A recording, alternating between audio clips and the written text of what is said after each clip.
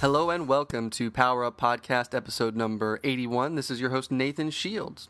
On today's show, we've got Kenshinoyo and Action Jackson, Garrett Bell and Adam Jackson respectively, two players that I've known for quite a while in the local Cincinnati scene, and I'm happy to have them on the podcast as part of this series of involving the community and getting their voices out there, so I'm very happy to do that. Obviously, we start off in this podcast with intros. We got to get to know these guys, right? We talk about Brutality May, the recent event on May 30th and how it went. Brutality June, looking forward to June 27th and all the cool things that will hopefully be happening on that day. And then Brutality July, the Summer Seasons Championship. I wanted to get some opinions from these gentlemen about some prizes and things like that. Things we're trying to work out. We talk a little bit about MKX at large.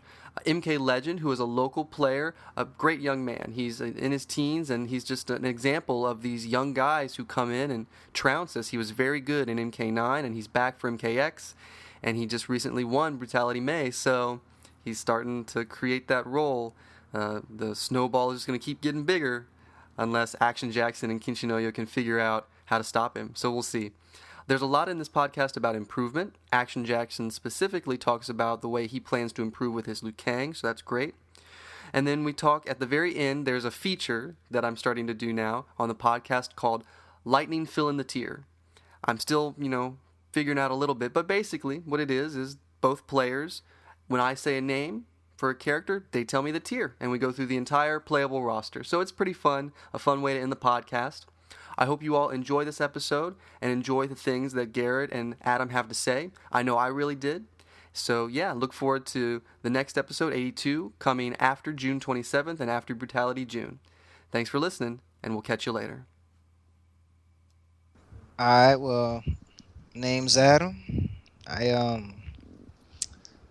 I've been in fighting games since I was a little kid playing with my brothers, and I was always one of the worst ones because my brothers knew all the moves and I didn't know how to do them. So I guess being at a young age taught me how to practice a lot because I didn't even notice how much I practiced until my family told me stories about how I lost so bad that I would cry, and then I would just play all night in these fighting games while my brothers were asleep, and then I'd Yeah. finally get a win and just jump up and cheer, and they'd be all mad and stuff. And it's something I never really noticed until I got older and kept playing fighting games and just got better over time. I was always big on Street Fighter and Mortal Kombat when I was young, and then I got into I feel like Mortal Kombat 3, which the first time I ever played it was when it came out on Xbox Live. Yeah. On the 360 was the first time that I ever took a fighting game very seriously, to where I went on the websites and learned all the different mechanics and learned all the characters and all the fatalities and all the combos, and I was just Nice. And you're talking about UMK3, right? yeah. Yeah. That was the first release, not the collection, but Yeah, not the collection, yeah. but when it was just legit that game. Mm-hmm. And it was like the game to play. There was a lot of good people on it, and I was really good at it. And there was games like that. That was the first one I took really seriously, and then Tatsunoko versus Capcom I took very seriously. And Oh, really? yeah, that was a game that I felt I would have definitely, if I was younger, if I was older now, I'd been able to go to Evo and stuff like that. That's a game I definitely would have went to for it, because I only got to play at one tournament that was in Mason, which is actually where I met Keith and Derek Legend. Okay, yeah. And I played them in the tournament, and I was able to take first place in it. So Wow, where was I? Because I ran like a Tatsunoko versus Capcom ranking battles at the second Arcade Legacy location. And I don't think I ever met you through that game, which is yeah, sad because TVC is like one of my favorite games, like legacy titles. Absolutely. oh yeah, I definitely think it's like the most balanced versus game that they came out with, and like any character can be good if you know how to use them. Yeah. The mechanics were great. I thought it was a great game, and it's a shame it wasn't played more. But Yeah, man, don't get me started. I've got a soapbox for TVC, that's for sure. Definitely, definitely. Well, keep going. Tell us some more about yourself. all right, well, I mean, basically, especially dealing with Mortal Kombat and MKX10, Mm-hmm. I really don't play it too often because I'm someone that has two jobs and goes to school full time. Mm. Um, right now, I'm out of school for the summer semester, so I'm just working my 2 jobs, and I'm about It to. sounds like you're washing dishes, man. You're not at work while we're recording this, are you? Oh no, that's not me. That's Gary in Nah, the lane over that was there my fault. Oh, Sorry, okay. guys. dropping Sorry. stuff, My but bad. dropping combos. Dropping But combos and plates. Oh man, Ooh, but that's getting personal already. oh, it'll get that hurt. personal later. It'll get there. That hurt. But yeah, man. I mean, basically, MKX is a game that I play very rarely. hmm Um, Going in the first Brutality, that was the first time I'd ever played a human opponent in the game, hmm and I was able to take that and get first place. So I guess it's a game that I was just lucky in. I took hmm a lot of tactics from MK3, and even now, Hmm. I take a lot of tactics in my game from MK3. Like the first time I saw Kung Lao teleport, Yeah. I just immediately tried to uppercut him. And even now, that's what I always do when All I see right. Kung Lao uppercuts, because I just use a lot of tactics, rush down, and mix ups that I used in MK3. So it's kind of interesting how it rolls over. But Cool. Well, that's normally, awesome. yeah, it's cool. And I mean, again, I kind of got lucky. Like now, I see I gotta take a lot more time to try and look into the game because there's a lot of matchups and things I didn't know about. Hmm. But I still don't play the games too often because I'm gonna be starting volunteer work tomorrow. So I'm gonna be doing volunteer work with the 2 jobs while the Very school's cool. out. And basically, I'm a gamer, play games. I also make music. I produce. I basically remix themes to hmm old school video games and make hip hop beats out of them. Very cool. I got a channel on YouTube that I put up on that I really need to start uploading again because I haven't uploaded in like a month or two, but Yeah. I still got like a lot of songs I never uploaded, so I need to get back on that. Well, I would love to put a link up to that when this episode is posted. That would be cool. Oh yeah, most def. What are you studying in school? Psychology. Oh, nice. Okay. Yeah, so I mean, I was originally gonna be a lawyer, but after doing mock trial for a year and seeing how 80% of being a lawyer is just constant paperwork, it's Ah. not something that I thought I could see myself doing for the rest of my life. So Mm-hmm. Mm-hmm. maybe a few years, but not the rest of my life. So I changed it to psychology just because I've always been interested in how the mind worked. And that's where I get a lot of my tactics in video games. Just it's a lot of mind games, Very cool. figuring out things and trying to help people that have certain problems in the brain. And it's really interesting. It's something that I could see myself helping people with and doing for the rest of my life. So that's what I'm studying. Man, it sounds like you are all over, and it's really interesting that your UMK3 fundamentals have carried over to MKX so efficiently, Oh really. yeah. So that's awesome. All right, cool. Well, that's Adam. Garrett, same deal, man. Introduce yourself. Let's get to know you a little bit. And remember to speak up. Got you, got you. Real quick, I just had a question. hmm Is this streaming by any chance? I'm No, not no. exactly sure. No, it's not. Okay, No, I wasn't I sure. pre-record and then I edit it so that I can put in like the intro music. And then Mm-hmm. if there are any stops or if like the internet drops or something like that, I'll edit those spots out. So, Oh, okay, I got you. yeah. All right, I was just curious. hmm Okay. Oh, you probably gonna edit this out, but all right. So my name is Garrett Bell. I go by the tag Kenshinoyo. I got into the competitive fighting game scene about almost 3.5 years ago. I was, I've been playing video games since I was about 8 years old, and I played uh, pretty much the entire Tekken and Mortal Kombat series. So um, I remember going to Cincinnati State, and I ended up finding out that there's a little game club that was going on. Right, right. I ended up checking it out, and it was legit. There's people there playing fighting games everywhere, and some of these people actually challenged me. Some of them even beat me. So I was just curious to find more people like that or just play these guys because I finally found somebody who I can learn from and stuff like that. So after a while, started looking for people outside of school, found a little hmm cafe. It's not there anymore, but I would just go there every time I What was the could or name? whatever. Was it the Rocks Cafe?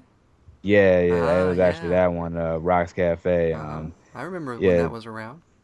I was saying it was a cool place. It Mm-hmm. wasn't terrible or anything. It's just they just couldn't get that niche going. You gotta Mm-hmm. be competitive if you plan on setting up shop there of all places. Right. So they didn't really do that. So they just kind of just kept doing the same thing, but it ended up causing a downfall. But So your story anyway, sounds a little different from like the normal player thinks they're great, they come, they find out they're not great. You actually played and then joined the community and found out that you were pretty good, right? well, I don't like yeah, I did I went into the when I started going to like Arcade Legacy, I didn't really come in there boastfully. I didn't, Well, come in there no, just, no. just pretty much trying to enforce my will over everyone in the building, but I definitely went in there with a certain level of confidence, Sure. just a very still confidence, just letting people know I just wasn't afraid to fight them. Hmm. I wasn't afraid of them. I wasn't like starstruck or anything like Mm-hmm. that. I just looked at them as people to play. And That's a the great way to very look at it. first and then go figure the very first guy I ended up having to play, and this was when I was back when I was playing Tekken and Tekken Tag 2. I was very first person I ended up playing in the arcade was Christian. Oh, no. Corey. Yeah, Corey. So I ended up playing him, and the first thing that comes out of his mouth, he's like, "Are you any good?" And I kind of froze up because I'm usually the one that asks that question. Like Uh, at this time, I got asked the question, so it just caught me a little off guard. And he looked at me, he's like, "Hello, you know how Corey is. yeah, yeah. He's very direct." So he's just like, "Hello, are you any good?" I was like, "I guess, like I don't know, I just kind of play." And he's like, "All right, man." He's like, "I hope you good, like, because if you're not, like, I'm gonna be upset."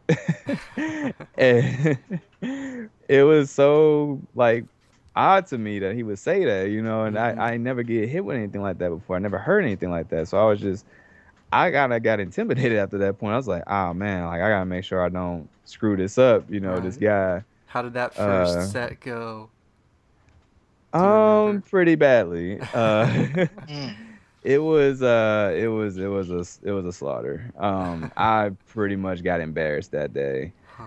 and and I give a lot of credit to Christian. Like he's a really great guy because we all of us as competitive players, we kind of have, our patience level changes, Mm-hmm. with when we get to that point. So I understand now, like just how much I was really testing his patience because Mm. he could have been, playing Slooch or any of the, Chase or any of Oh, those yeah, I see. guys. Mm-hmm.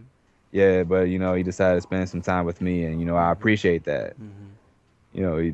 He didn't take no crap, but from me, but I appreciate that definitely because he was honest, and then on top of that, he still took the time out to help me. So That sounds like a really awesome introduction into the community. And then I know that you played MK9 a little bit, and yeah, then I it did, just kind I of did. grew into. You've played a lot of games. Do you still play a lot of these games, trying to be competitive at them? Well, MK9, I haven't really touched that in a while. Well, With the new right. build out, I've been pretty much playing that. Um, every like blue moon, I play a little UMK3. Mm-hmm. I wasn't the greatest at it, because all I used was Kung Lao. I at one point tried to learn more characters, but then I forgot them all. So I was just Mm. like, you know what, I'm just gonna stick to the basics, stick to what I know. Right. Kind of like my play style, honestly, is just like stick to what you know, don't deviate. If Mm-hmm. that's what practice is for. So, Mm-hmm. but So yeah, would I'm you saying, say right now that MKX is your main game? yeah, for the Okay. most part. I mean, I still play Killer Instinct every Mm-hmm. now and then, but definitely MKX right now. That's pretty much the main game I've been playing, and it's at this point the only game I've been playing at this point. So Yeah. yeah, definitely would say that. Very cool. Well, all right, gentlemen, thank you for those introductions. We're going to talk now about Brutality May, our most recent tournament, which, I was really excited because we had 18 at Brutality April, and then the goal, I just put up an arbitrary goal. I was like, well, 18, 4 seems like a good number to increase by. So, okay, 22. Post on Facebook, post on different forums. All right, everybody, our goal for attendance is 22 people. Let's make it happen. And, I was like, hey, if I get 20, I'm okay. If I get 18 again, I'm okay. But we wound up with 32 people in that bracket, which was amazing. I was able to pay out to top 5, which is not something I expected to be able to do until hardly ever, really, for a monthly tournament for MKX. So I think we're definitely riding some popularity for the game, which is great. I'm hoping for player retention. And, despite some of the hiccups at Brutality May, I thought it was a successful event. Maybe like a B-, maybe. So, yeah, tell me your guys' thoughts. Not just about, the stream problems, because those, and then the system stuff. Talk about that, of course, but tell me, some other cool stories that you have from Brutality May. Garrett, you go right ahead. All right. Well, honestly, the stream problems, honestly, we'll figure that out in no time, in due time. So I'm not really worried about those. But as far as as the tournament was excellent. I was in love with the sheer numbers that showed up at the place. Because like a lot of people don't know that, I remember that I was the one who started the tournaments originally, so, but I couldn't do it anymore. So it was good that, the tournament pretty much carried itself. And to better that, I'm glad that everybody who runs it the right way. Honestly, Nathan, honestly, you're probably one of the best tournament organizers I've ever seen. Well, thank you. I appreciate being that. honest. The way you handle everything is excellent. It's a very smooth, very foolproof process. I don't want to say foolproof, but it's definitely a very consistent. It's a very consistent process and a very consistent result. So, Thank you. You do great things with the tournament, man. Definitely. Well, But thanks to everybody who helps you, Quentin, everybody who shows up. That sort of stuff is really important. We'll get there with the numbers too. We'll talk about Street Fighter V later, and maybe Brutality can expand in the future. We'll see. We'll see what happens. I don't know. We can open up the floor now. Adam, you jump in whenever you want. We'll just kind of Socratic method. Everybody takes a turn. So, yeah, hit it. Whatever you guys have to say about Brutality May, just go for it. All right. Well, outside, the numbers were great. And not just the numbers, but the overall quality of the numbers. We had a lot of very sharp-minded individuals there, and that lets us know that, people are paying attention. People are actually showing a good amount of dedication and interest in the game. That means that leads to your player retention. So it's good to know that these guys follow a very decent mode coming into this. A lot of them never seen anything like this before and still taking it in stride. So speaking of retention, I was looking at the different entrance names from between April and May, and unfortunately in April we had 18, and about 10 of us are the core group, right? So 8 of those players, there were a couple who showed up, like Will Dog and Craig, who actually didn't play at Brutality May. I think Will Dog because he was late, but Craig because he didn't really want to. He did commentary, but the main point is that between April and May, we didn't have much retention for the newbie players. So I'm hoping that changes between May and June. That's my hope anyways, that we'll have more player retention of the new players and people who, like Cameron and Quentin, who didn't show up. Well, Quentin's moving, but someone like Cameron, who's a good player, but like scheduling conflicts happen. I'm hoping that those players are going to be willing to set aside the time for Brutality. So we'll see what happens. Yeah, I definitely agree with that. Absolutely. Well, Adam, hit it. Tell us some of your Brutality May experiences. You went. You got third, right? Yeah. So tell us Yeah. about your brat. You sound a little salty. I can hear it in your voice. But yeah, tell us about not just your experience in the tournament, but Brutality May as an event. Start with that. Well, I mean, there were a lot of people, and Mm-hmm. it was a pretty smooth run tournament again. Like for what I played, I was some of the first matches in my winners until I got sent to losers by MKLEGEND, and We I will get didn't. to him later, I promise. Yeah, I'm gonna forget that. But yeah, after that I hadn't played a match until like 20 minutes. I basically just went to sleep and just tried to Mm-hmm. sleep off Mm-hmm. what happened in the last match, and then got back in the losers with some rapid matches and losers, and went all the way until finals and losers, and Right, then I losers ended up, finals, yes sir. yeah, and I lost that to Ermac. Yeah, Tylenols. You guys made moment number one on this past month's top 5 plays of the day because of his comeback. Was that the comeback that he won the game, the entire set for? Was that comeback? Honestly, I don't know, You're not because sure. it was a point where I thought that he had already won three, but he already won two, and Oh. we went ahead and just played another one. I think that might have been it, Okay. but Okay. Well, yeah, that was moment number one because I don't know how he pulled it off on you, but that comeback was crazy. That's yeah, why I said, Ermac, man, I'm yeah. telling you. Mm-hmm. And I mean, it was really hard fighting him, because it seemed to me that Ermac is the only character in the game that can truly outzone Liu Kang, because Oh, he can interesting. outzone any character, because if you ever trade on a projectile, Mm-hmm. you get stunned to the point where even if you trade and he gets hit with your Right. fireball, he still has time to come up to you, like follow up by releasing that hold off of the projectile, and then just go for like a free nice damage combo off every projectile. So it does so much damage and you stay stunned for so long that you're always gonna lose it. Right, exactly. Yeah, you're just going to lose that fireball war, and the damage output's going to not be in your favor for sure. Oh yeah. Definitely. Well, yeah.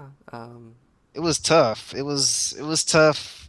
I definitely went to the tournament with the mentality of I'm not even gonna lose, and I'm not even gonna get sent to losers, because I know how hard it is to get out of losers. Mm-hmm. So it was really it was pretty frustrating losing to MK Legend, especially when I was so close to winning at one point, just a hit away. And I guess I didn't realize all the meter I had and all the tools I had, and just Mm-hmm. gave him too much respect and ended up losing it. Mm-hmm. And that was frustrating, having to lose that so closely and then not be able to play a match to get redemption for so long was just killing Right. me for a while. But Yeah. so it was a rough experience for me. I felt kind of unfortunate that I definitely am not placed in these tournaments as well as I originally was, but Mm-hmm. it's opening my eyes to certain things that I'm gonna have to change and have to learn if I'm gonna be able to keep up with some of the people in these tournament events. Yeah. Well, I mean, you're almost guaranteed a spot in the top 5 at Brutality July, the round robin. So just keep coming and getting better and adapting. It sounds like you have a really good mindset for that sort of behavior. So, yeah, just keep sticking with it, man. You've already come this far, right? Yeah, I mean, I definitely didn't have a very positive outlook on it at first, because after Mm-hmm. that tournament, dealing with that Ermac, I just said, Mm. not being able to zone, I can't outzone him. I can't. He spent a lot of time in the air, kind of going invisible, so I can't really try and go up in the air and try to punch him out of it, because it'll just miss. And the second it passes through him, he'll come back and punch. Right. So I can't advance towards him. He's got his teleport I gotta watch out for. There's certain things that Liu Kang doesn't have that other characters have, and it always made me feel like Liu Kang wouldn't be as high in the tier list as some people think he would. Mm-hmm. So it came to the point where I felt like maybe this is the time that I need to start looking at secondaries and characters that have what Liu Yeah. Kang doesn't, so I can make my game stronger. But Well, maybe once we get to Lightning tier list at the end of the podcast, we'll be able to get a few hints at who you think you might be playing next. That should be fun. oh yeah, that's no contest. All right, cool. Awesome. Well, yeah, Brutality May, an enjoyable event for me as an organizer. There were so many people who were willing to help and did pretty darn good jobs at being volunteers. So, shout outs to everybody on stream, everybody who helped with brackets. And yeah, so Brutality June. We'll move on to that for right now. We'll just talk a little bit about it. I'm most excited about Second Chance MKX. I think that is a really cool initiative. We're going to be giving money to Child's Play, and it's only going to be, $8, $10 at a time, whoever wants to enter. But it's going to be single elimination, best 3 out of 5 for all matches all the way through, because I think that's also going to be the direction that the double elim is going to go for MKX, because the game is evolving to be very fast. Would you guys agree or disagree with that? I would agree. I definitely agree. Yeah. I agree. Yeah, it's kind of like Injustice, right? Where 2 out of 3 was like, yeah, we'll try it out. And then the game got really fast. Like, people's life bars were draining super quick. So, yeah. Yeah, definitely. What do you guys think of Second Chance MKX? Basically, for anybody who doesn't already know or hasn't read the Brutality June event forum posts, Second Chance MKX is when you get knocked out of the MKX bracket, the normal bracket, early at 10 o'clock. We have to be out by midnight. So at 10 o'clock, we're going to do a single elimination, best 3 out of 5 tournament for $2 entry. The prize, though, is not like a 70-20-10 split. It's $5 out of my pocket to first place. So it's basically just a way to get people still engaged with the game and playing in a tournament situation for stakes, so that they will feel the similar kind of pressure that they felt in the regular MKX tournament. Because the problem I saw were that people were leaving the event after they went, 0-2, 1-2, and some of them I couldn't catch to, say thanks for coming. So I wanted to create another event that would keep them around and keep them talking and interacting with the community. So yeah, what do you guys think of Second Chance MKX in general? Well, I definitely think it's something that we definitely need, because, again, especially with newer players, as a newer player, it's really intimidating when you come to one of your first tournaments and you just get decimated. Like, it's either a point to where if you're a hardcore gamer enough to really train and try to get better, you're going to do it. And if you're not that into it, you're just likely not going to come back to another event, because you know the levels of gameplay that you're going to see. So I definitely think, if nothing else, it's definitely an experience builder to be able to have that second chance, because you're going up against the same tournament people that beat you before. Right. You might have had some time to think about their play styles and then say, well, maybe next time I play them, I'll have the opportunity to try this out. And it allows those players to leave with more experience and a stronger character than they would have had just getting knocked out of the tournament with seemingly nothing left to gain after being knocked out so early. So I definitely think that it's a very good opportunity.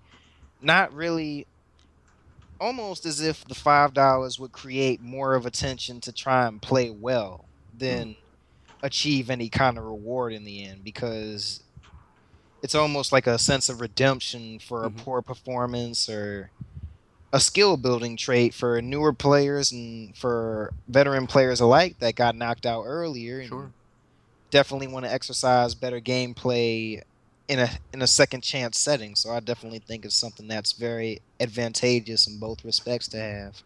Very sophisticated answer. I appreciate that. Garrett, your opinion, sir? Well, I agree with Adam.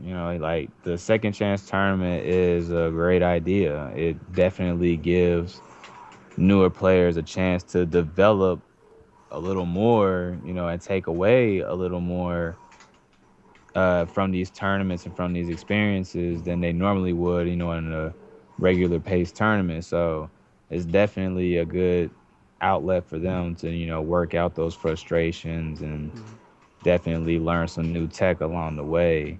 And with the $5, it definitely still retains that competitive aspect, because you get, Right. like, so you definitely can make things even, so your experience doesn't end up ending on such a low note. So Exactly. Yeah, let's go. definitely, Oh, go ahead. Sorry. no, it's all right. I was just saying, it's definitely a very welcoming idea and things of that nature. And honestly, I feel like other tournaments should possibly think about some using this format in some way. I think these would that I think the growth. I think these things will grow exponentially if they start doing, implementing things to help out or to include those with a lesser outcome than everybody else. Right. So yeah, it's definitely a good option. Definitely a good addition. Yeah, I kicked around a lot of ideas, and the arcade itself is a great attraction for people who get knocked out. They're still around, and they're still having a good time unless they decide to Hmm. leave. But the main goal was to get them involved in the fighting game side of things with MKX, and maybe eventually another game in the future. But yeah, the goal was to get MKX as the thing that they kept in their heads. So yeah, hopefully Second Chance MKX will be the way that happens. And we shouldn't forget Killer Instinct. There were at least 2 players who showed up solely for Killer Instinct. So I'm excited to keep running that because people seem to enjoy it. So I have no Hmm. problems with that. I mean, if I had more time, I think Killer Instinct would be like my secondary game because I Yeah. think it's really cool. I just don't have the time for 2 games, but I really respect Killer Instinct, and I think it's a cool game. So I mean, what little I've played of it seems really awesome. So who knows? Maybe that'll change when maybe I'll be able to play more.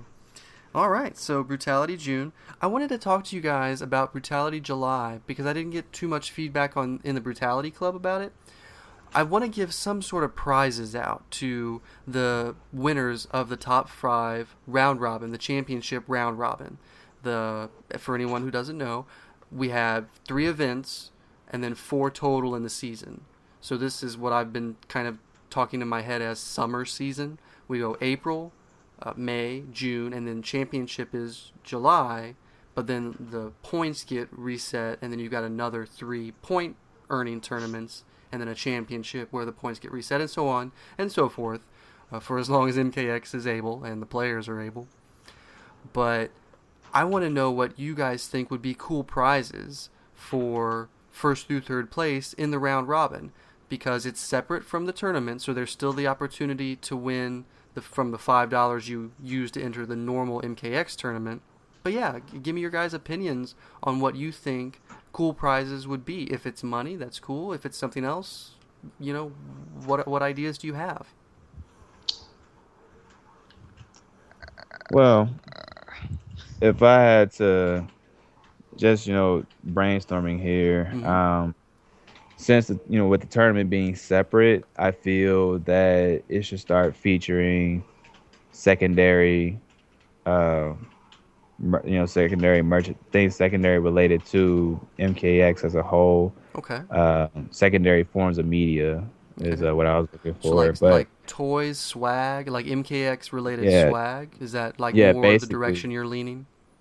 yeah. Okay. And uh, what I had in mind was that I've actually I found this website and they make these posters, these Mm-hmm. paintings, if you will. Mm. And the special thing about these pieces of art was that they were made out of metal.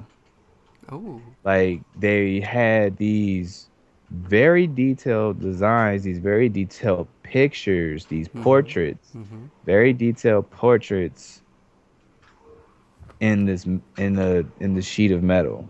And the metal that they would use is not your traditional, aluminum and steel stuff like that. Like this appears to be some Okay. sort of alloy, something different.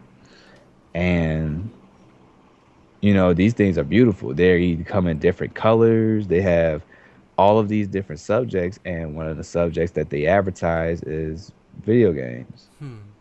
So this website makes these posters that are excellent in detail. That is something that could be, used in the tournaments. Yeah, Definitely. I think that would be cool. So because the poster is like something that translates. It's something that you can take with you in a lot of different settings. So yeah, oh no, absolutely. It's not like the traditional posters where it makes your room look like a college dorm. Every time you hang it up, but like definitely makes it still shows your passion, but in a more subtle way. We'll have to talk more about that, Garrett, for sure. Yeah, I because that would sounds like definitely. a cool opportunity. We can figure out pricing, and if people want to go half in or a third in or whatever, we can figure that out. Because I was thinking my options were just cash, trophies, because I know a really nice local place that does pretty good trophies for the money that you put in. And then MKX swag was my other, option. If we could somehow, get a little bit of everything, that would be pretty cool. Right. Yeah, we'll definitely have to talk more about that. Adam, as a person who's very likely to be in that top 5 championship round robin in July, what kind of prize would get you most excited? Honestly, in this day and age, I can't think of something more than money, for real. I mean, Okay. I was thinking now about possibly having like a branded shirt or something, but because you can do that stuff fairly cheap, actually. Right. To have a shirt like custom made with certain designs and things like that. But honestly, like a trophy or anything would really work for me. More so, it's more of the known fact that I won and that Sure. I was the best out of the group Sure. is more what I'd be looking for rather than exactly what the prize would be. The prize at that point would just be icing on the cake. So Gotcha. I honestly don't have a lot of suggestions to really make towards that because there's not really a lot that I can think of that would be different than the usual everyday cash prize or anything. Right.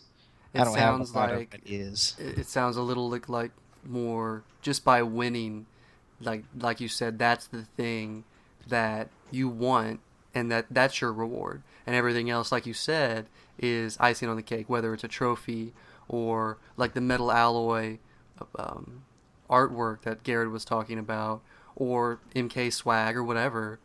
It seems like all that stuff is ancillary. It's extra. What you really want is to get first place and be the champion.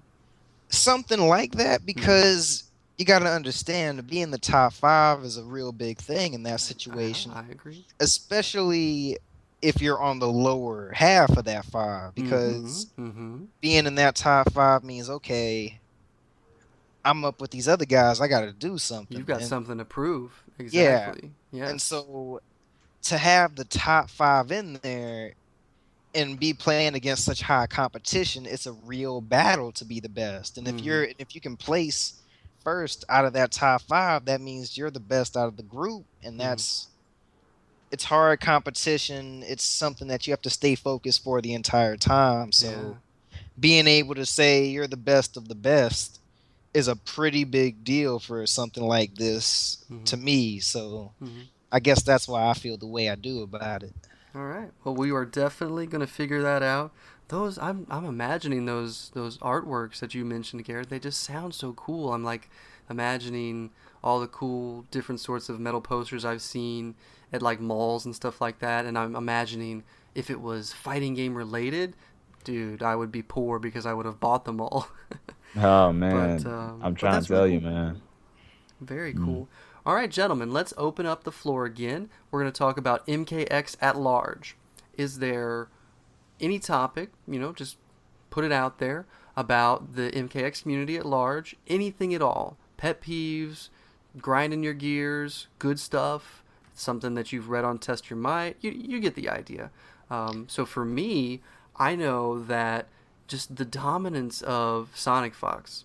I know people talk about it all the time, but this guy is a young man. I mean, I think he just got out of high school, and he's just he's basically paying for his college tuition right now, if indeed he is going to college. And I'm just really impressed by this guy, and I have to say, his furry entourage at Combo Breaker had me in tears. I absolutely loved it. It was so hilarious. Man, and then they were sad when he lost to Dizzy. I couldn't take it. Oh man. The furry Yeah, dude is entourage the was too character. good. It was Guy, too that good. guy is definitely an awesome character. Definitely. But yeah, I mean, that's my thing. MKX at large seems all about Sonic Fox right now. That's all I see. That's all I hear about. So, Yeah. props to all the content makers out there, but MKX He's is doing about he's Sonic doing Fox. work on the ESL too. I You know. know. Yes. Yeah, He's got definitely a doing big work. target on the back of his head.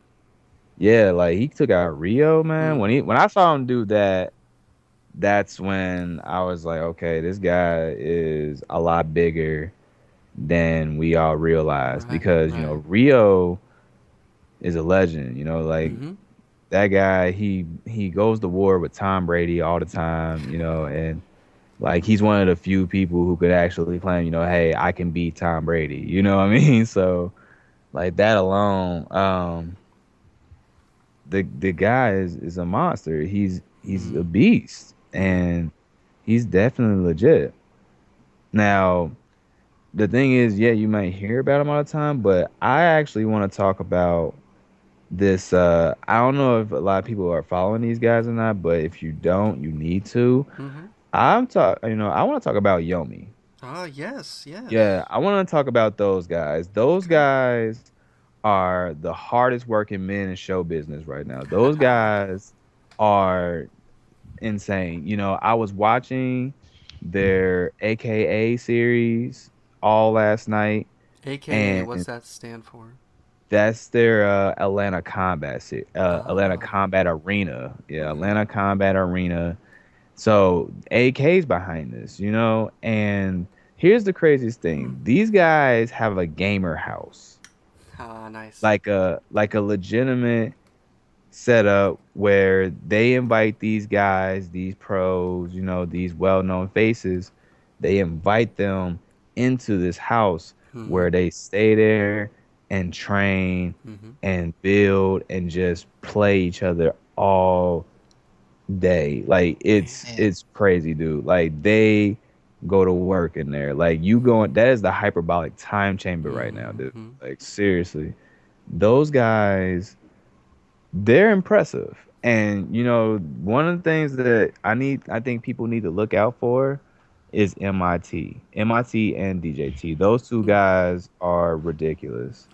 Everybody's looking at Sonic Fox, and he's definitely the man right now, but I wouldn't sleep on those guys. MIT has been on a tear. He took out a lot of the Yomi guys, so he's just he's out for blood. And Yeah. DJT is right beside him. Like those guys, if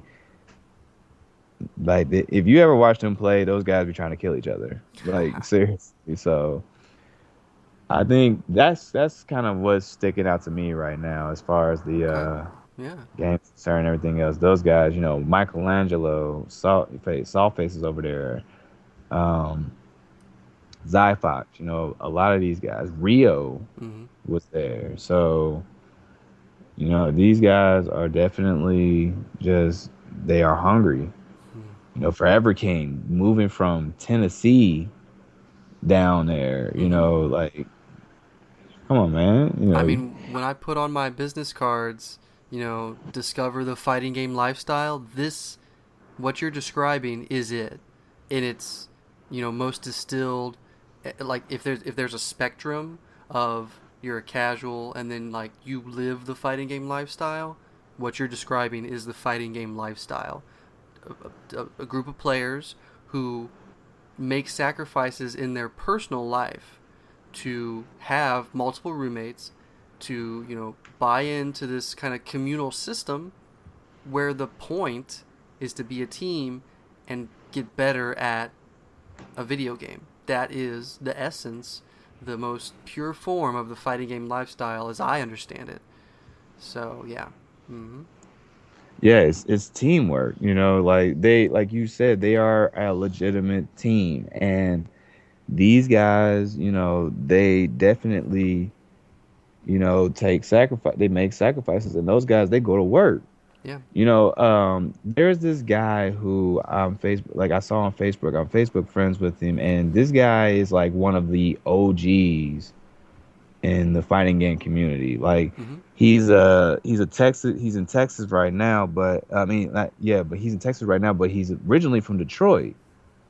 So he's hanging out with he hung out with the corn leaders and stuff, the corn founders. So he's one of those guys, and Okay. this guy's name is Shelton. Oh, Um, Shelton Dothard or do yeah, Yeah, he, that he guy, used to that run guy. TFA up in Michigan. I'm familiar with Shelton. I've spoken with him a Yeah, little bit that in guy. the And past. that guy is hilarious. Like, Mm-hmm. let me tell you, that guy is comedy. Just always saying some real stuff. But he's a nut, man. He's a character. Yeah. But something that he said, about a day ago was basically, this is like an actual job. Mm-hmm. Like these guys, like they're at work kind of right now. Right. Like Right. you have to put that effort in if you want that result. Like everybody wants to be Chris G, but don't nobody want to put the practice in to be him. Right. Nobody wants to put in the work that he's put Mm-hmm. in to get to that point. Everybody wants to have that, celebrity success without putting in the entire work effort that it would take to get to that point. And, he's right. You have a lot of people who want to be those guys. And right now, Yomi is showing what it takes to be Yeah. those guys.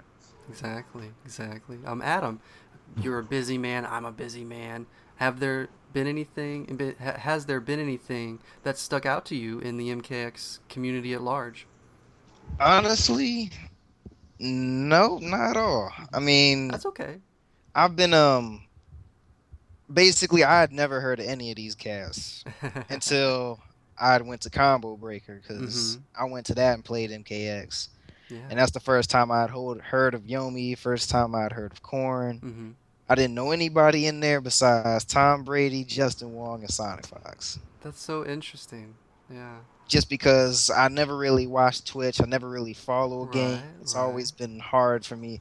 I've always been the type of guy to say, why watch other people play when you can Mm-hmm. pick up the controller and play? And Mm-hmm. I mean, I had seen videos of Sonic Fox. I wasn't really impressed. I had seen, Ooh. Oh, I had seen Mitt. We're gonna have to I get him to wasn't come out to impressed, Brutality. oh and no. I didn't get to play either one of them at a Combo Breaker. Oh, But that's a shame. yeah, a lot of some of my friends wanted me to play Sonic Fox, and I was going Yeah. to, but so many people wanted to play him. I just Yeah. He's uh, like Daigo in that respect. Everybody wants a money match. yeah, but I was pretty confident that I could beat him, Mm-hmm. and I wasn't seeing everybody there. Sonic Fox was not very high on my radar at all. Huh. If there was anybody that was high on my radar, it was some of them corn boys, because some of them were some monsters, man. Like What did you think of the GGA guys? I never really got to play any of them. I only got to watch some of their matches, and they Mhm. seemed okay, but they didn't seem anything that I didn't believe I could handle. Hmm. But I mean, Okay. I like the first, like I had started going Combo Breaker and playing Alucard, Yeah. Ooh. and I had never seen a Kodo Khan just get up to you that easily and just be that fast. Talking And I about was, OGs, Alucard, he's definitely, if not like, I don't know how far his history goes back, but he's at least like second generation FGC, player for sure, because he's been around for a while. yeah, man, I'd heard tales about him, but Yeah. he Yeah. was legit. And like we played a few times. I don't remember if I beat him a few times or not, but he got me at least the vast majority. So I just Always that's something to learn. yeah, and it was interesting. And I played him. I played a few other people. I didn't play many of the Yomi. I played Right. a few other corn boys. I played a few of them, Mm-hmm. and some of them I got the better of. Some of them definitely got the better of me. There was a very good Ferrotor and a Kano that I couldn't hardly beat. Mm. And I think more of these deals with people that you can't really beat is, if there's one thing I learned there, is that there's a lot of gimmick stuff with characters that Sure. until you realize Right. what it is and what its limitations are, you will Mhm. never be able to defeat it. Matchup knowledge is essential. Yeah, I think the hardest guy that I played there went by the tag of Showtime. Mm-hmm. He used Sonya, Hmm. and I couldn't beat him at all. Like I got beat like 6 times in a row, and I just couldn't stop the guy, and I didn't know what to do. But those are the type of situations that force you to go into training mode Mm-hmm. and use that character, and you use all the setups, and you set it to record and use those Right. setups, and you just try everything to see Right. what can beat it, what can get out of it. If you can meter burn before certain hits come out, and you see what their limitations are, and it's really interesting how you'll learn what limitations those moves really have, because when you learn those moves won't work like that anymore, and Right.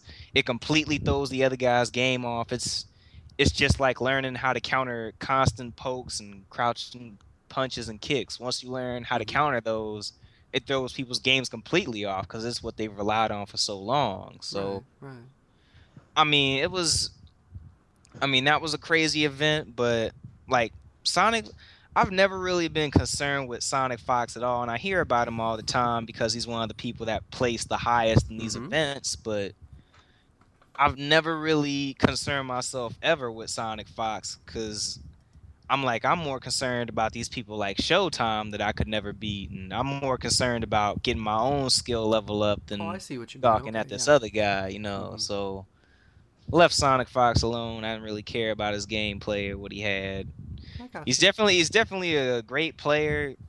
He's made a serious role out of Aaron Black because Mm. at first I didn't really give Aaron Black the time of day. I really didn't think he was all that, and honestly, I don't really think that I would put Aaron Black in the top 5 of the game, but Mm.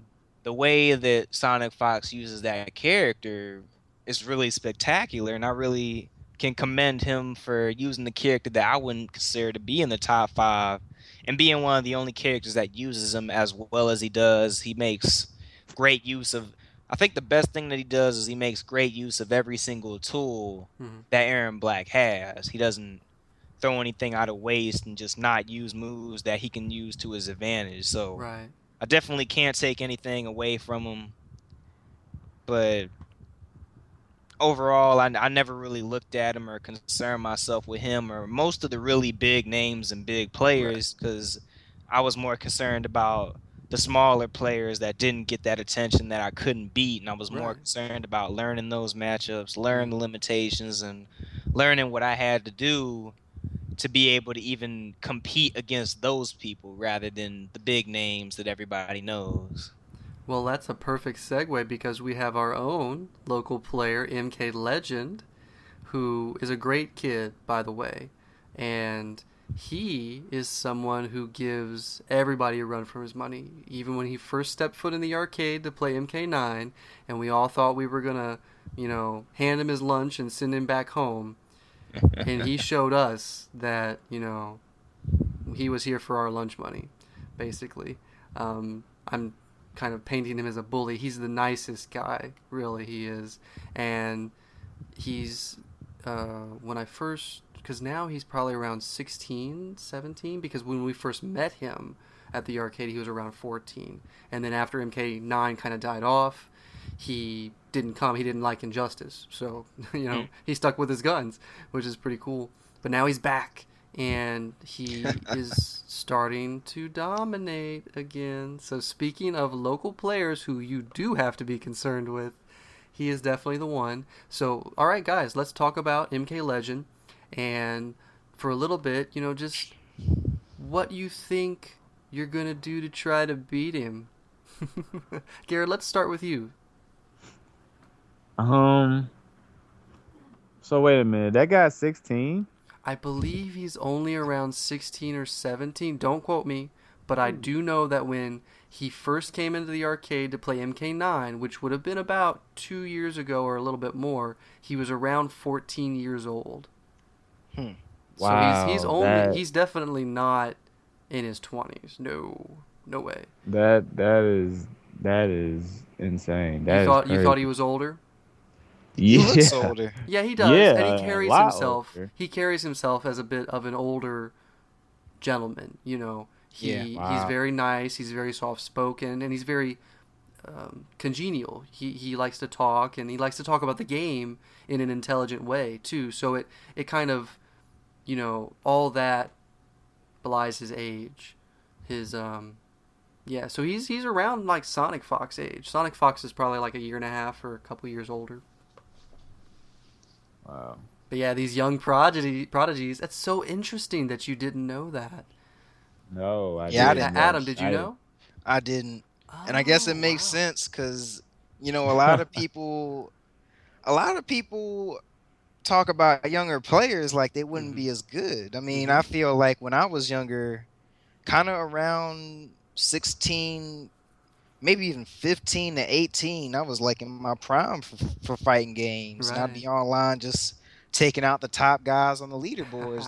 When I told them how old I was, they were like, I I would have never thought that someone a 16-year-old could be doing this kind of stuff. But really, it's a Yeah. time in your life where you have more time than Yes. you will Yes. later in life to Mm-hmm. play games. I remember Mm-hmm. just being able to go to school, get my homework done. I could put like Mm-hmm. 8 hours a day into a game that I just can't do anymore. But Exactly. it's definitely, it's almost now like if you hear someone that's that age and they're doing good, you better watch out for them because they've got tools. So what do you think you So guys are gonna do to try to combat the legend? you go ahead, Garrett. Yeah, go for it, Garrett. Uh-huh. Um. Yeah. Like. Wow.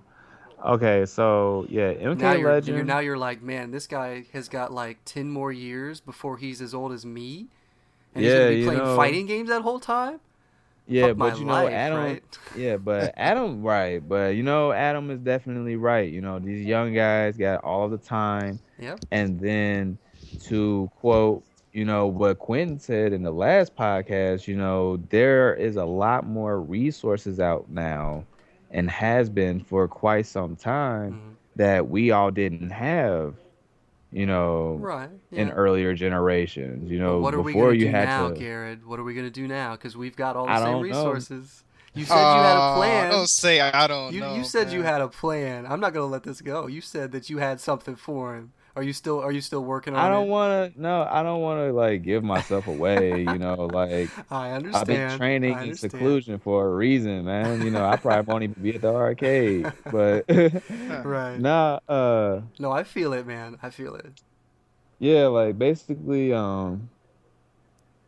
I started to be honest with myself. MK Legend when I first played him, I was dabbling around with Kung Lao, Mm-hmm. and one of the main things with our whole mirror match was that we used completely different variations. He Right. You use was buzzsaw, right? No, he did actually. Oh, He actually okay. He must have was a switched to favorite. Tempest then. Yeah, he favored Buzzsaw, and I favor Hat Trick. Oh. Nobody touching Tempest yet though. So Yeah, but he used Tempest at Brutality May to beat Tylenols in grand finals. Yeah, yeah, that's what I'm everybody saying. uses Like back Tempest now. then, Yeah. yeah, back then nobody was paying attention to Tempest. Yeah. It's just How kind of interesting. crazy how that happened. So, Mm-hmm. but yeah, when we first played, he I guess he wasn't really expect because you said that he came to you guys' house and kind of mopped the floor with you guys. That's one way to put it. Yeah. The first time he came there, so I'm pretty sure he was feeling like this coming up year he was pretty much just gonna do the same thing, and for a time he was, and Mm-hmm. then me and him played, and I kind of caught him off guard because I knew things that he didn't, Mm-hmm. you know. and he knew things that I didn't. But at the same time, it was just different. You know, like it was a more on your toes thing because like basically he just found out that he's not the only Lao out there. So. I got you. But he definitely has a very strong Lao. The guy definitely has a very great sense of dedication to his character, constantly looking for ways to improve his overall game plan. And I have a lot of respect for him for that. But, and that's the thing. Like, he has an advantage on a lot of us because, of the simple fact that he has more time. Yeah. So we have got to become more efficient as players and, That's right. Get things situated in less amount of time, better management of resources. So absolutely, that way we can keep up, I guess. So, well, but Adam, go. Oh, sorry, Garrett, continue. No, I was just saying, like, my thing is, like, I've been honest with myself, and honestly, I've actually been testing out a new character, someone that I've been playing just as long as Lao.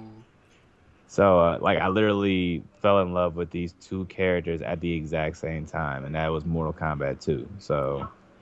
Okay, interesting. Definitely been rocking with that character and definitely getting a good feel for that character. So I'll probably be playing him at the next. We'll leave it as a mystery. I like that. Right. I like the mystery. Very good. All right. Well, I hope to see this mystery man at Brutality June. That sounds cool. Adam, tell me, how do you plan on defeating the legend? I see now. Garrett was scared to give away his plan. I'm gonna just tell you right now. Yeah, let's do it. I'm gonna just tell you right now. Straight up. I ain't losing. All right. That's my plan. That's my whole plan. See, we about to put Operation Top Tier in effect. Okay. And see, it was Operation Pogbip, put our generals back in place. After me, Quentin, Scott, and Garrett weren't placed like we should have in these last tournament. It was time to put our generals back in place. But Quentin's moving. I don't know how. Can you give me that acronym one more time? What was it? POGBIP. POGBIP. Put our generals back in place. I'm gonna make a graphic for this when I post this. That's hilarious.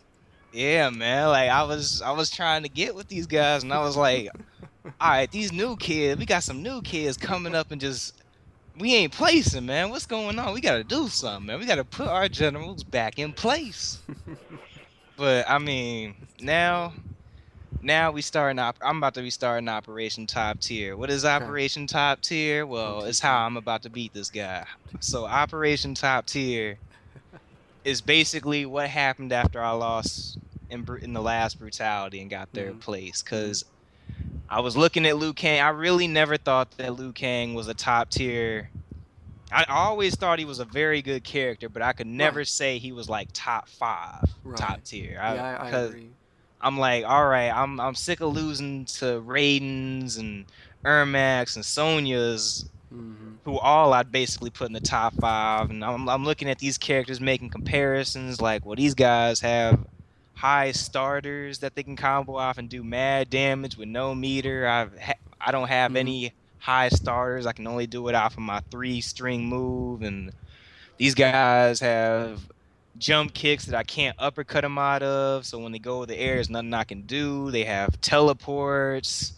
They got all these things. They have resets like Quan Chi and Raiden's his like gut kick reset that he can do and his running resets, and Liu Kang can't do all these things. So I got to the point where I was like, I guess Liu Kang just isn't enough on his own. I guess I need another character that can combat the problems that I'm seeing and the things I feel that people can exploit on Liu Kang. So I started playing with Sub-Zero.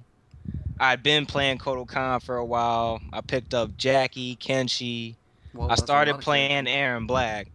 Yeah. And at the end of the prognosis, I'm like, all right, well, I don't think Jackie's going to do it because her low just has like no range and I always whiff with it. She doesn't have everything I want.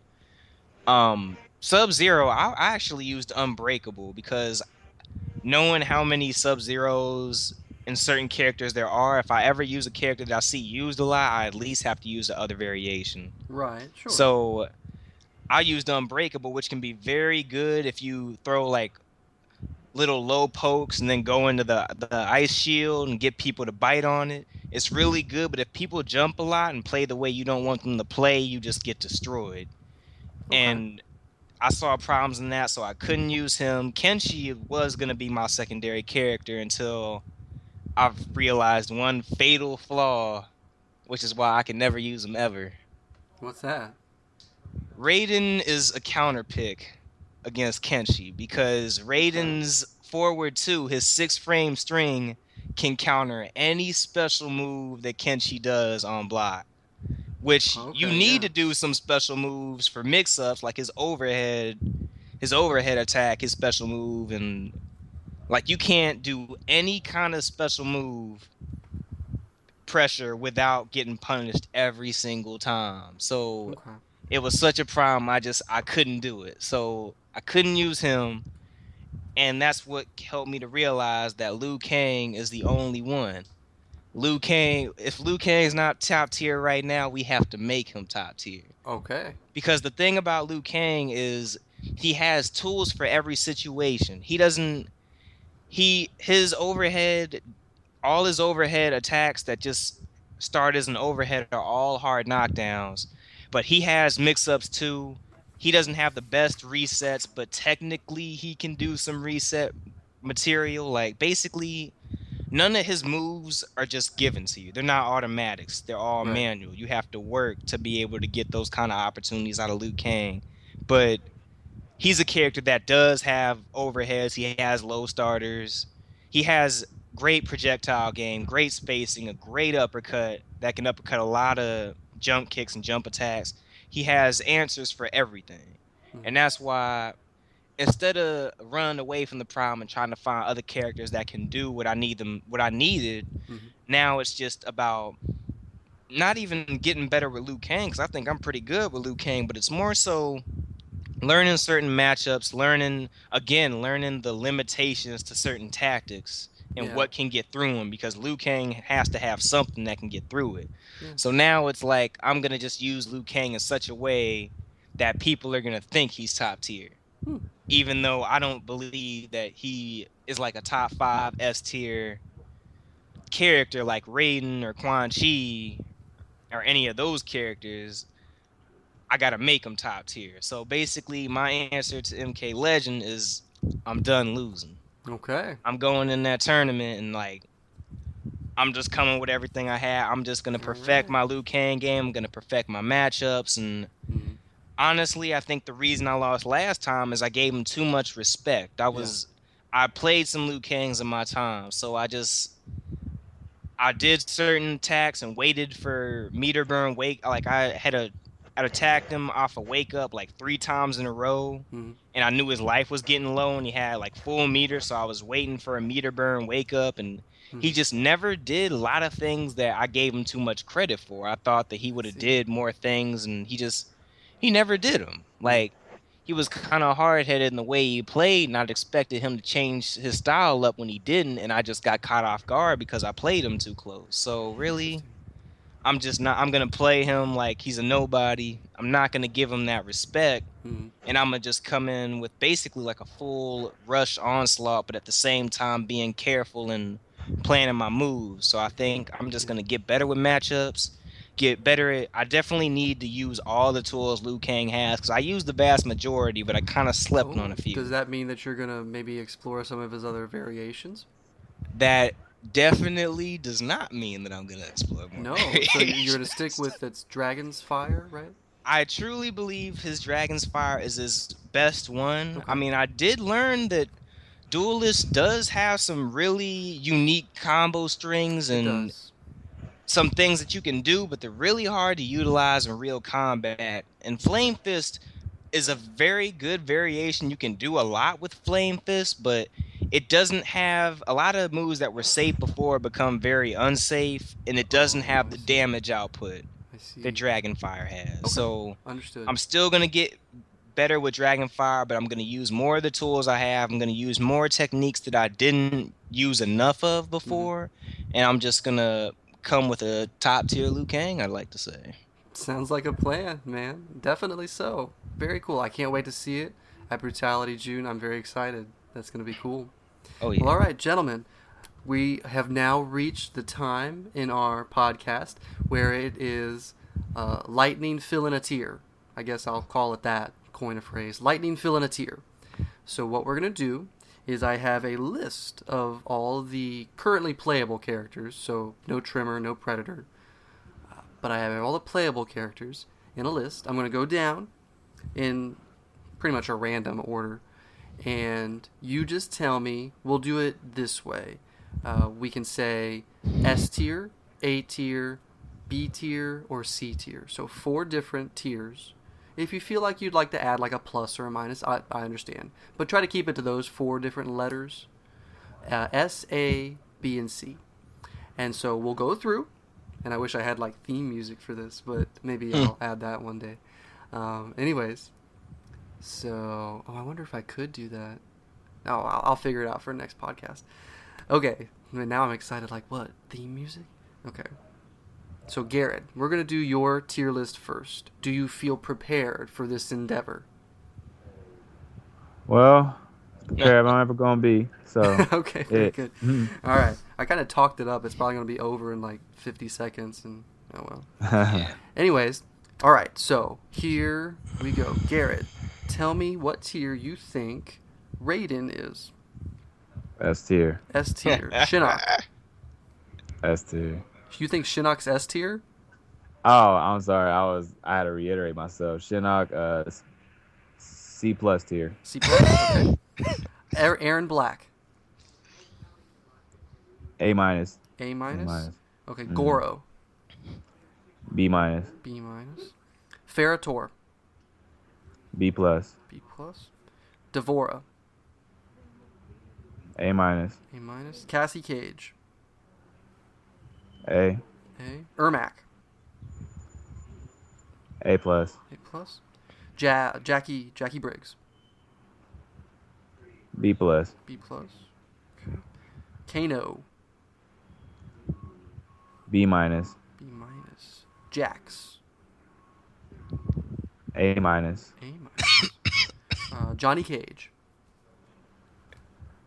A. A. Jason Voorhees. B plus. B plus. Kenshi. Now. Yeah, right. A plus. Right. Whoa, okay. Liu Kang. Don't make Adam mad.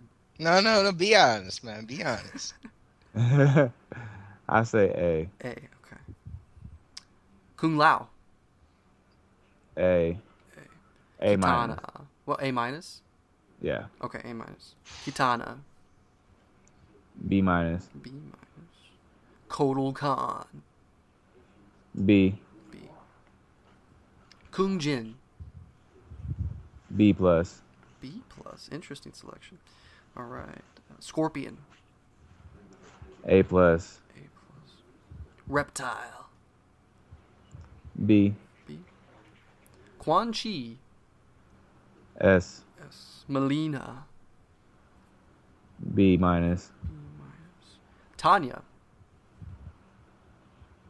A minus. A minus. Takahashi Takeda. B plus. B plus. Sub-Zero. B plus. You get bonus points if you know who the last character is. Last character. Sonya Blade. Yeah.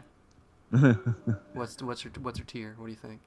Sonya Blade, I have to say, is B plus. B plus. All right. Yeah. Garrett, you've run the gauntlet. Very good, sir. All right, Adam, are you prepared? Do not let Garrett's answers influence you. Be your own man. I agree with a lot of them, but Okay. I'll fight this one. Here we go. Adam Jackson. Raiden, what's his tier? S plus. S plus. Shinnok.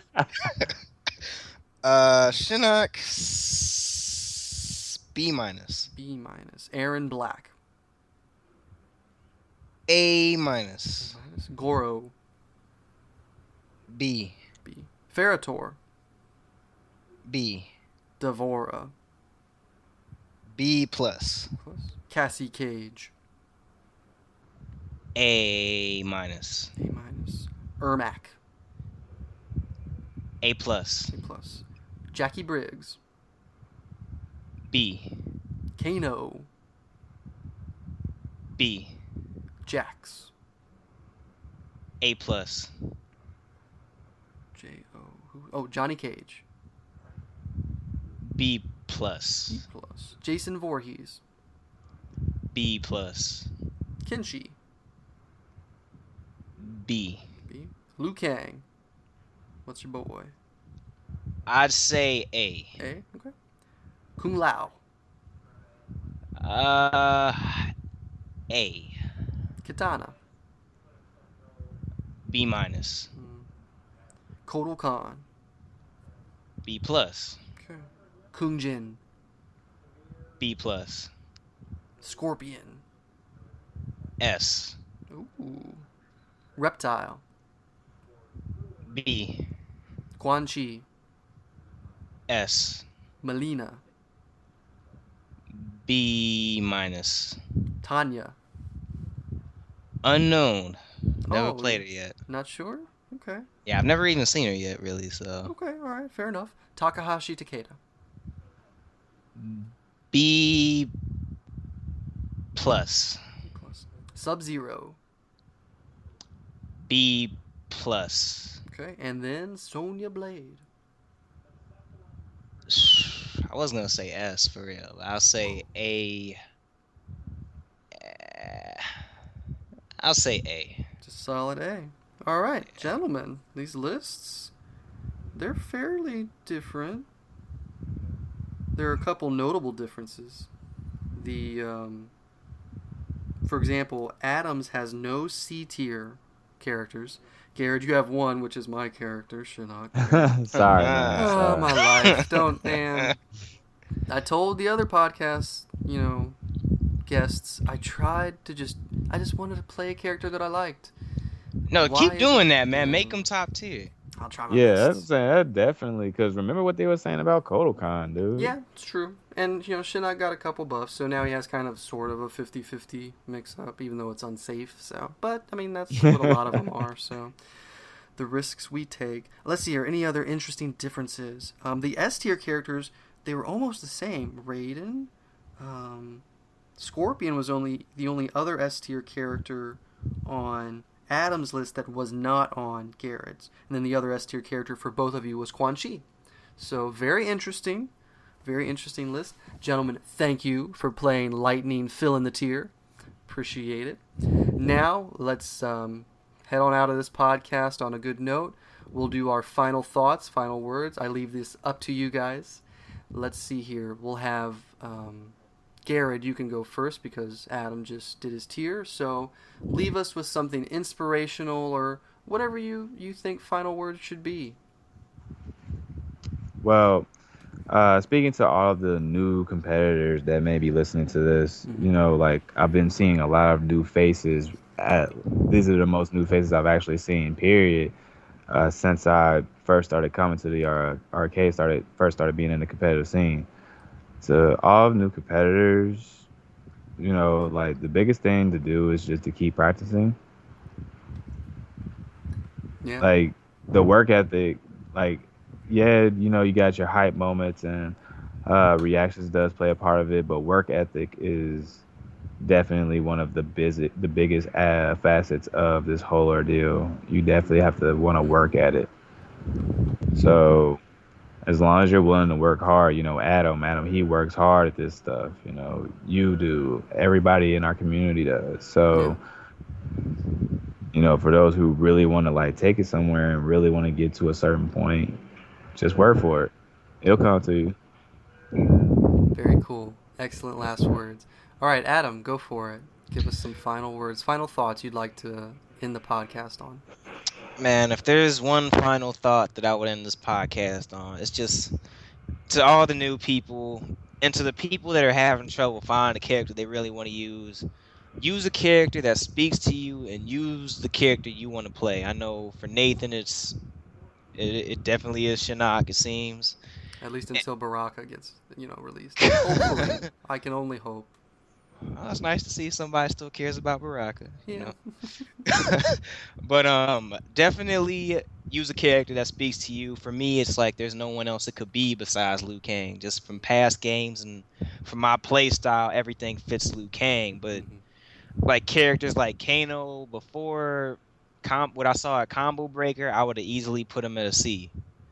But you would be surprised on how good some of these people can make characters that you would otherwise would have thought were terrible good. I mean, I lost to this Kano like at least 3 or 4 times in a row when it was a character I would have considered C compared to my A character. So really use a character that speaks to you in terms of playstyle and options, and try not too hard to really compare what your character can do to what other characters can do, but find what your character's answers are to the problems that you see against what other characters can exploit in certain frames on your moves or counters. Try to find answers to those things as well, such as alternate moves that don't make you rely as heavily on what can be countered, to tactics that your opponent won't know how to answer to, and tactics that really utilize your character's strengths.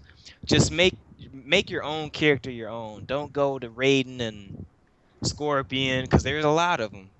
And they are 2 of the best characters in the games, from their damage to their resets, their meter use, spacing, everything. Speed, but you don't just find your character and use what you have, because you'll definitely wake up a lot of people in the arcade, a lot of competitive scenes, when they see a character they've never seen before, and a character that when you play your tournament match, they say, oh, this guy's playing Kano, this will be an easy win. And then they just get decimated by you, because not only are you a master with your character, but you're a master at knowing the other character's limitations. And I think that's very important in this game. It's not enough to just know your character, but you have to know the other character better than the other player does. And even after that, it's not guaranteed that you'll win. You have to know tactics that they don't know, catch them off guard. This game's very deep. There's a lot of things that you have to know if you want to be the best, if you want to compete against some of the best out here. So just do your homework, not only on your character, but on your opponent's characters. Learn their limitations as well as your own, and learn the tactics you can use to fully utilize everything that your character has and can be. And through that, you'll be able to find your character, and before you know it, you'll be placing these tournaments like it's nothing.